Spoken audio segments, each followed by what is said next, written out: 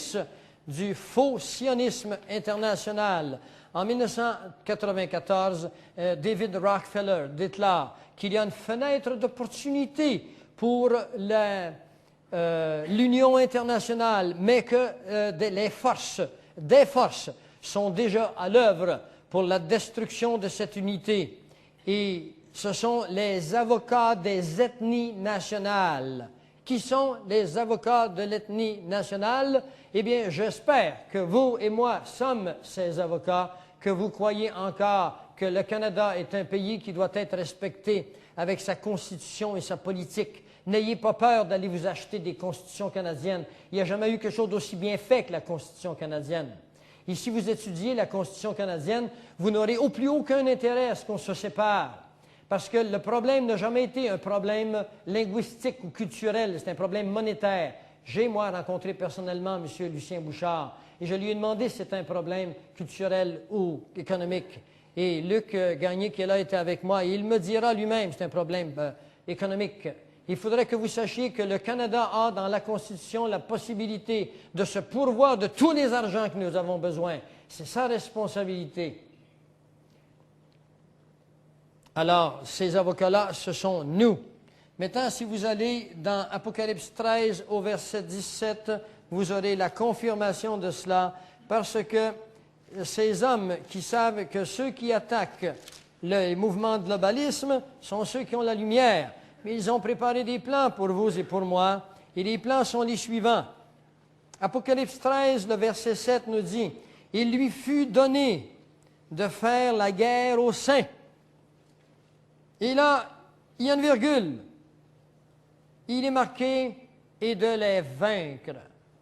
Cela veut dire que les croyants, durant cette période où le gouvernement mondial prendra autorité sur toute langue, toute tribu, toute nation, tel que vous le trouverez dans Daniel 7 au verset 23, eh bien, lorsque ce gouvernement arrivera au pouvoir, les gens qui seront là seront vaincus.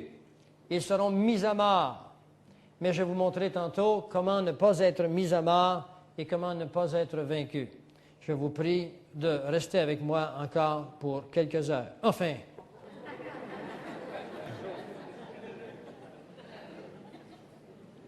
Aux États-Unis, les forces de l'armée sont remises aux Nations unies. Les forces des réserves militaires sont remises aux États-Unis. Et je vous l'ai dit tantôt, on a créé des camps de concentration afin d'amener les défecteurs. Les défecteurs, ce sont tous ceux-là qui ne voudront pas se conformer pour être reprogrammés et être mis à mort s'ils sont non programmables. Madame Reno a demandé au Congrès américain qu'on lui donne 2500 soldats ou 2500 commandos spécialisés pour sa protection personnelle et puis pour exécuter ses ordres. Madame Reno est en charge du département de la justice. C'est elle qui a permis que la branche davidienne soit exécutée. La plupart d'entre vous croyez que David Koresh a arbitrairement mis feu au complexe en tuant 17 enfants et 85 personnes. Vous vous trompez, mes amis. C'est l'armée américaine qui, avec ses bulldozers, a fait rentrer du gaz, du napalm à l'intérieur de la bâtisse et qu'ils ont mis eux-mêmes le feu. Il y avait sur le toit de cette bâtisse des hommes qui étaient les bodyguards d'un homme qui s'appelle Bill Clinton. Ils ont été tués dans l'avion, ces deux hommes-là, faisant croire qu'ils ont été tués par la branche davidienne à l'intérieur parce qu'ils en savaient trop sur le passé de M. Clinton. Maintenant, écoutez bien ceci. Le KGB, le 4 juillet 1994, le KGB et le FBI américain se sont fait un party et sont devenus une seule et même organisation. Si ça ne vous fait pas sursauter, c'est parce que là, vous avez perdu les notions de nationalité. Vous avez perdu les notions de morale. Vous avez perdu les notions d'un peuple qui pensait, qui pensait selon la parole de Dieu. Parce que les États-Unis d'Amérique étaient un peuple choisi pour faire connaître la parole de Dieu. et ce peuple s'est prostitué. Un homme du nom de Sergio Stapashian déclarera ceci. Il déclara que maintenant, les agents du FBI se promènent librement dans les cachettes du FBI et que le FBI, que le KGB en fait autant aux États-Unis. Pourquoi? Parce que, dit-il, nous avons maintenant des buts en commun et nous sommes, dit-il, animés par des mêmes objectifs. Et vous trouverez cela presque mot à mot dans Apocalypse 17, le verset 13, où il vous est dit, « Ils ont un même dessein et ils donnent leur puissance et leur autorité à la bête. » Ce qui est important, c'est qu'ils ont un même dessein. Ils ont un même esprit, et c'est un esprit universel.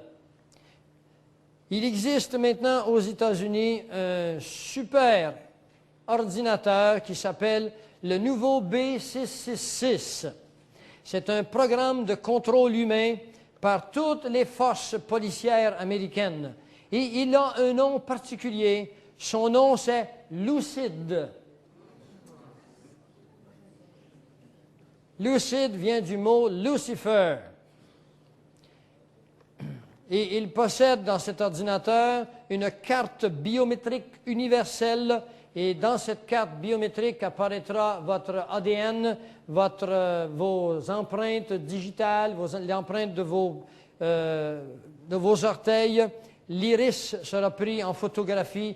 Tout sera là. Et sur ce programme, il y a de la place pour 2000 pages d'informations sur votre cas. Dans un Popular Mechanic aux États-Unis, ce qu'on a publié au mois de mai, on parle de satellites espions qui ne sont pas là pour regarder si les nuages vont bientôt éclore et laisser verser leurs eaux sur l'Arizona ou bien sur le Saguenay. Il est là, ce satellite, dans le but d'espionner tout ce qui se passe à la surface du globe, voir les déplacements même des armées. C'est ainsi qu'on savait qu'il y avait des problèmes qui se passaient avec les Kurdes et avec M. Saddam Hussein. Il existe aux États-Unis un téléviseur qui s'appelle Interactive Bidirectional Optic TV. Téléviseur bidirectionnel interactif. Les compagnies ont reçu des ordres du gouvernement de placer dans des appareils télévisés, dans des téléviseurs, des appareils qui permettent au gouvernement de voir ce qui se passe dans votre chambre à coucher lorsque la télévision est dans votre chambre à coucher. En d'autres mots, quand vous regardez la télévision, vous voyez l'image, mais selon le contrôle du gouvernement, celui-ci peut voir en même temps qui est devant vous. Internet est maintenant sous le contrôle du gouvernement américain et en 1980, à la fin des années 96, Internet sera contrôlé par le gouvernement américain. Il existe un bill qui est cédulé pour passer. Il n'est pas passé, mais il passera en 1998. Et ce bill s'appelle Privacy Telephone Act. Vous répétez avec moi, Privacy Telephone Act. Et dans le Privacy Telephone Act, 1 500 000 téléphones par jour seront écoutés à volonté du gouvernement. Dans un journal américain, on a un article intitulé « Terrorists go nuclear ». Les terroristes se préparent à des attaques nucléaires. Et sans doute que cela arrivera très prochainement. Une ville ciblée aux États-Unis explosera, il y aura une bombe atomique, une bombe nucléaire. Et là, le but de cela, et je ne me gêne pas pour le dire, parce que j'ai chez moi une cassette qui est faite par un homme qui s'appelle John Stockwell. Et John Stockwell était le directeur général de la CIA pour la région de l'Angola. My expertise, as you know, is CIA, Marine Corps, 3 CIA secret wars. I had a position in the National Security Council in 1975 as the chief of the Angola task force running the secret war in Angola. It was the 3rd CIA secret war I was part of. Trying to summarize this Third World War, that the CIA, the U.S. national security complex with the military all interwoven in it in many different ways, has been waging, let me just put it this way, the best heads that I coordinate with studying this thing, we count at least minimum figure 6 million people who've been killed in this long 40-year war that we've waged against the people of the Third World. John Stockwell nous livre les secrets de la CIA. Il nous montre que les gens croient que la Deuxième Guerre mondiale est terminée, mais que seulement la CIA ont mis, depuis 1945 jusqu'à 1994, où cette cassette est enregistrée, un minimum de 6 millions de personnes à mort sur les ordres de la CIA. Quand les gens disparaissent, ce n'est pas toujours des bandits que vous pensez, c'est d'autres sortes de bandits qu'on ne pense pas.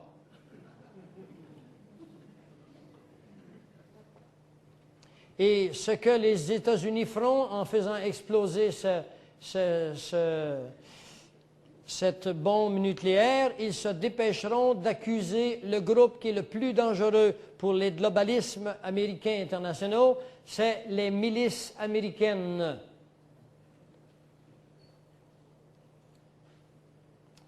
Est-ce que vous vous souvenez de ce qui est arrivé en Oklahoma il y a environ 1 an et demi? Qu'est-ce qui est arrivé? Il y a eu une bombe qui a explosé et on blâmera bien sûr un jeune homme du nom de Timothy McVeigh. Les États-Unis entiers regardent McVeigh comme un grand criminel.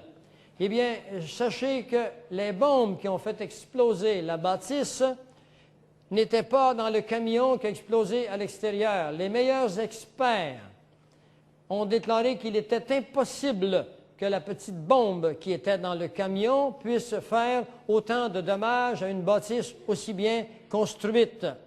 Cette explosion venait de l'intérieur. Il y avait 2 bombes. Et ces bombes étaient cédulées arriver en même temps que celles du camion, mais Dieu merci, elles n'ont pas eu lieu tout à fait en même temps. Elles ont eu lieu à 4 secondes de différence. Et les sismographes de l'État de l'Oklahoma ont enregistré ces choses et on m'a, quelque temps après, parce que je suis en communication avec des individus qui sont en communication avec des individus, qui sont en communication avec d'autres individus, j'ai eu la chance d'avoir ce fax chez moi avec le graphique du sismographe et je pense que je l'ai quelque part ici, mais j'ai oublié de... Mais de toute façon, il apparaît quelque part, je pense, sur Ordo Ab Chao. Ce que maintenant le gouvernement mondial prépare, c'est un, je ne sais comment le dire en français, food shortage, la ration alimentaire. Les États-Unis d'Amérique avaient autrefois des ordres de se garder pour un minimum d'1 an des immenses greniers qui contenaient des rations alimentaires en cas de catastrophe. Vous avez étudié la Bible, vous avez vu comment Joseph avait été un sage et qu'il avait gardé des provisions pour le roi égyptien.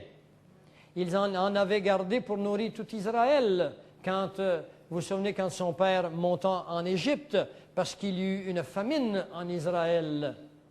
Eh bien, il semble que nous aurions besoin d'un nouveau Joseph parce que les États-Unis n'ont pas plus qu'1 mois de réserve. Le reste des réserves ont été expédiées dans d'autres pays alliés avec eux pour la production des armes durant le temps que nous, ailleurs, on crèvera de faim. Des mouvements chrétiens aux États-Unis conseillent aux chrétiens d'accumuler certains aliments sèches pour des possibles problèmes. Certains me diront, eh bien, l'enlèvement va arriver avant. Merveilleux, ça l'arrive avant. Mais ça n'arrive pas avant. Le Seigneur nous dit bien d'être prudents. Soyez rusés comme des serpents, nous dit-il. Je ne suis pas en train de vous dire de vous accumuler des aliments. Je suis en train de vous dire d'être rusés comme des serpents. Vous ferez ce que vous voudrez avec l'interprétation de mes mots. Le général Pinochet a déclaré la semaine dernière, ex-président du Chili, il déclarera que le socialisme totalitaire sera de retour en 1999. Vous pensez que Pinochet est un chrétien évangélique? Maintenant que vous avez des choses en main, j'aimerais maintenant terminer avec un certain nombre d'éléments importants pour vous.